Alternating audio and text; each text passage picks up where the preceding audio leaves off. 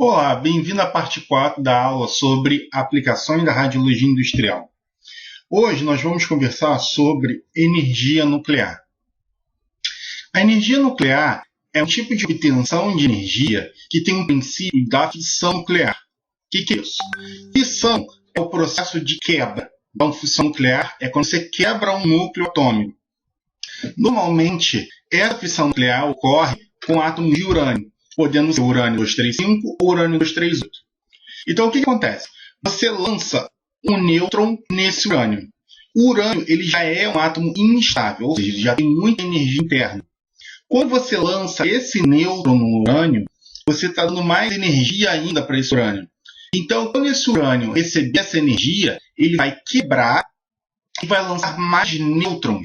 Então, ele quebra em dois átomos menores e libera mais nêutrons.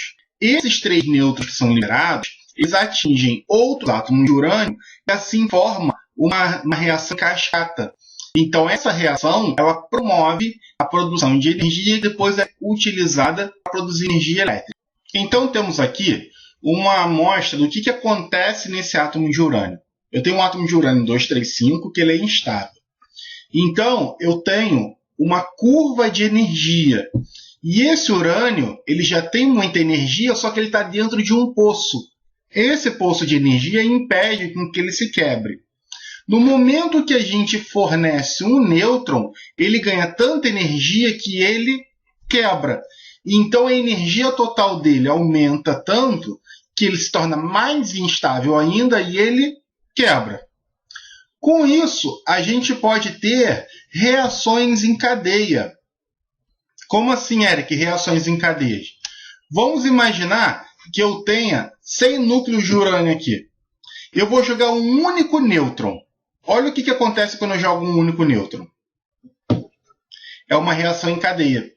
Ou seja, um urânio libera 3 nêutrons que atingem 3 outros urânios e assim você vai aumentando a reação cada vez mais. E com isso você produz energia térmica que é reutilizada para a produção de energia elétrica. A gente já vai ver como é que faz isso. E quais são as vantagens da energia nuclear, Eric? Bom, as vantagens são, primeiro, não usa combustível fóssil, ou seja, não libera gases para o meio ambiente. Segundo, você precisa de áreas relativamente pequenas em relação a outros tipos de energia. Por exemplo, hidrelétricas, que você precisa alagar áreas enormes para poder fazer contenções e você poder produzir energia através de cascatas, onde você roda rotores e esses rotores produzem a energia. Então você não precisa de uma área tão grande. Outra coisa, você não depende de fatores climáticos. Ou seja, pode produzir energia se for uma estação de seca, se for uma estação de chuva, se for dia, se for noite. Então, independente dos fatores climáticos, você consegue produzir essa energia. E quais são as desvantagens, Eric? Primeira desvantagem, você precisa de uma alta tecnologia de controle. Ou seja, como a energia nuclear produz muita energia numa área pequena, você precisa ter um controle muito grande dessa reação para não acontecer desastres como o que aconteceu, por exemplo, em Chernobyl. Lá em Chernobyl foi uma sucessão de erros e chegou uma hora que você não tinha mais controle da reação. Então teve tanta liberação de energia que aquele meio não conseguiu aguentar e eles tentaram fazer um controle precário, resfriando o ambiente e o reator ele acabou explodindo. Segunda desvantagem, lixo nuclear. Quando você tem energia nuclear, após o processo, você tem um lixo, ou seja, as pastilhas, que a gente já vai ver como é que funciona, elas têm um tempo de vida útil. Então, após essa vida útil, você tem que se livrar desse material, você tem que descartar esse material. Então, como é que você descarta esse material? Existem várias técnicas. Por exemplo, você pode colocar em piscinas para reduzir, até esperar a redução da atividade desse material, e depois você coloca em contêineres fechados e concreta essa pastilha nesses contêineres e coloca em reservatórios subterrâneos. Outra desvantagem da energia nuclear: você precisa de uma mão de obra extremamente qualificada. Porque, como você tem uma alta tecnologia de ponta, você tem um sistema que ele é muito energético, então ele é perigoso. Então, com isso, você precisa de uma mão de obra muito qualificada para que não haja problemas na sua produção. E a última desvantagem é a parte de enriquecimento do urânio. Porque quando se faz a energia nuclear, se utiliza pastilhas de urânio. E essas pastilhas de urânio precisam ser concentradas, ou seja, enriquecidas. E quando você tem esse enriquecimento, você pode tanto produzir energia nuclear, quanto você pode produzir armas atômicas. Então, com isso, você tem disputas políticas para mostrar que realmente aquela produção de energia nuclear, aquele material nuclear, não está sendo desviado para produzir armamentos. Então, diversos conflitos, por exemplo, dos Estados Unidos com o Irã, para mostrar que realmente aquilo ali é feito para energia nuclear. Então, o Irã ele mostra para todo mundo que ele não está usando como arma, ele está usando como energia. Beleza, Eric? Então, como é que funciona a energia?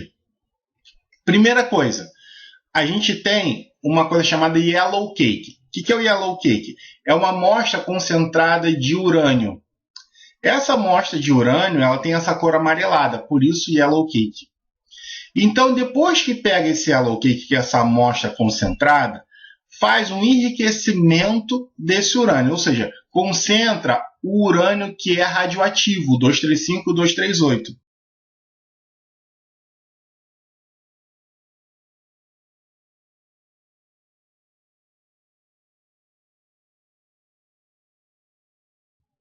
Esse enriquecimento, normalmente, ele tem 3,5% de urânio radioativo na amostra.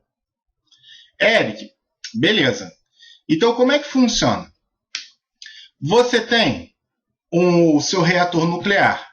Esse reator nuclear possui pastilhas, que são uma pastilha embaixo da outra, que estão dentro de uma determinada piscina. Aí essa piscina ela tem barreiras de contenção. Essas barreiras de contenção elas servem para controlar o processo. Então, como é que funciona? Você tem essas barreiras e as pastilhas. Então, você joga um nêutron nessa pastilha e vai promover a reação de decaimento do urânio. No momento que o urânio decai, ele libera muita energia térmica, ou seja, libera muito calor. Quando tem esse calor, a água em volta dessas pastilhas superaquece e evapora. Esse vapor de água ele vai passar por um pressurizador e esse pressurizador joga esse vapor de água num gerador de vapor. Esse gerador de vapor tem água líquida que evapora essa água. Esse vapor faz girar turbinas que depois produzem a corrente elétrica através do processo de indução elétrica. O vapor ele volta, passa por um condensador. Esse condensador normalmente ele está ligado a tubulações e essas tubulações são conectadas ao mar. Por isso que normalmente a energia nuclear está muito próxima do mar, porque o mar é um grande capacitor de troca de calor. Então ele troca calor muito facilmente. E como você tem um grande volume de água, você não tem aquecimento dessa água do mar. Ah, Eric, aquece? Aquece. Mas como você tem um mar muito grande, você está sempre trocando, então aquela água sempre fica em temperatura ambiente. Então esse vapor ele perde calor por conta da água do mar, depois ele vai para um tanque de alimentação, é bombeado e volta para o gerador de vapor. Então você tem esse ciclo de produção. Eric, a água que está em contato com o mar é radioativa? Não. Por que não? Porque eu tenho ainda 2 reservatórios antes. Eu tenho o reservatório do vaso de pressão, o reservatório do gerador de vapor e aí sim o reservatório do condensador. Então a água que está em contato com o mar não é radioativa. Eric, ótimo. E qual o poder de fornecer energia? Quanto eu consigo fornecer energia através da pastilha? Bom, 260 gramas de yellow cake consegue formar uma única pastilha de urânio. E essa pastilha tem o mesmo poder calorífico, ou seja, o mesmo poder de produção de energia de 3 barris de petróleo, ou 1 tonelada de carvão, ou 2,5 toneladas de lenha, ou 570 metros cúbicos de gás natural. Ou seja, é uma produção extremamente grande para um tamanho muito pequeno. Por isso que a gente falou que a energia nuclear ela precisa de áreas menores, porque uma pastilha ela consegue liberar muita energia para um tamanho pequeno, uma pequena área. Então esse é o esquema de um reator nuclear. Então a gente pode ver que eu tenho várias pastilhas, uma embaixo da outra, que são separadas pelos controladores. Do lado direito, a gente tem a produção de energia e a energia que é produzida por tempo, ou seja, a taxa de energia e a energia total. Olha o que acontece quando eu disparo um único nêutron com um controlador fechado. Vou disparar um único nêutron, disparei. Um único nêutron produz uma energia relativamente baixa, porque esse controlador ele não permite que esses nêutrons atinjam outros núcleos. Mas olha o que acontece quando eu abaixo os controladores e lanço um único nêutron.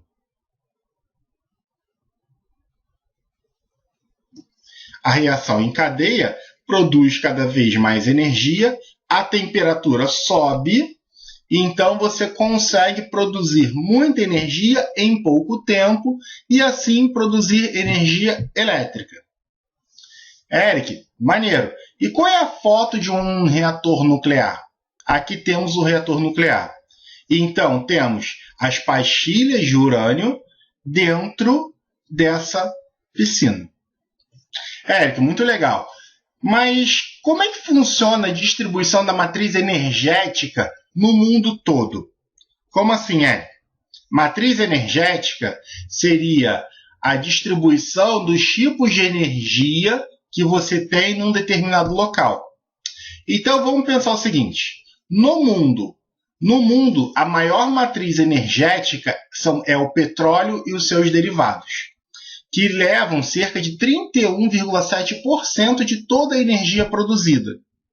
A energia nuclear ela fica em torno de 4,9% de toda a energia produzida. Já o carvão, que é a segunda maior produção, fica em torno de 28,1%. Quando a gente vem para o Brasil, a matriz energética brasileira ela é principalmente pautada na energia hidráulica. Por quê? Porque nós temos muitos rios e nós temos muita chuva. E como nós temos áreas muito grandes, nós conseguimos produzir a energia a um baixo custo através da energia hidráulica. E a energia nuclear, Eric? A energia nuclear ela representa cerca de 2,6% de toda a produção nacional. Mas olha que interessante. Apesar de ser 2,6%, o Brasil possui apenas 2 únicas usinas nucleares, que é a Angra 1 e Angra 2. E uma terceira usina que está há mais de 20 anos sem terminar de construir, que seria a Angra 3.